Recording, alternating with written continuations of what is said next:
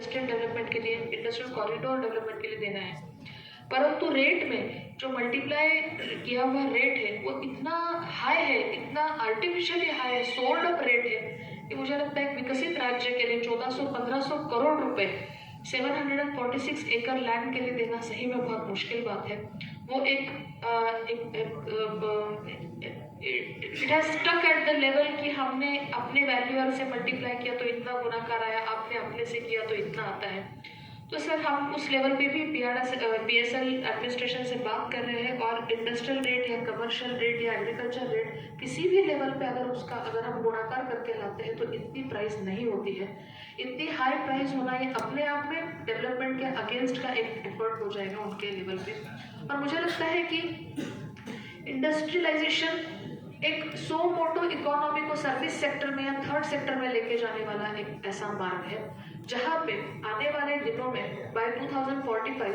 हमारे total population की almost 75% population शहरों में रहने वाली है। और इस पॉपुलेशन की ज़रूरतों को देखते हुए एक अच्छे लेवल का इंडस्ट्रियल बेस क्रिएट होना बहुत ही ज़रूरी है। ना कि ये जीडीपी को कंट्रीब्यूट करता है बल्कि लोकल लेवल अनएम्प्लॉयमेंट, पलायन के इशू, लोकल लेवल की जो एंटरप्रेन्योरशिप है,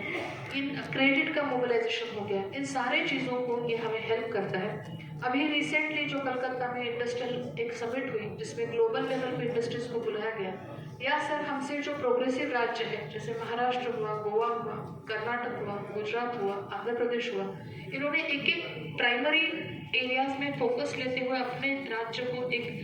अलग ही बेंचमार्क पे लाके रखा हुआ है। उस तर्ज पे, उस धरती पे अगर हम अपने पॉलिसीज को डेवलप करें और ready to move in format में अगर हम हमारे इंडस्ट्रियल प्लॉट्स रखें या इंडस्ट्री का प्रोजेक्ट रिपोर्ट किसी के साथ बनाए आ रहा है तो उसको हम 15 दिन के अंदर, 20 दिन के अंदर या 50 दिन के अंदर क्लियरेंस देके शुरू करें,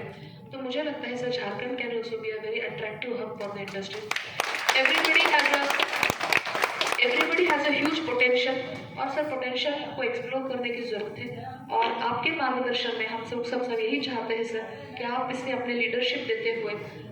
सरकार के माध्यम से सर इसको प्रत्यक्ष रूप से साकारने के लिए आप हमें मार्गदर्शन करें, वो दिशा दिखाएं सर। साथ ही साथ जो भी पॉलिसी लेवल के चेंजेस चाहिए होंगे उनके इनपुट्स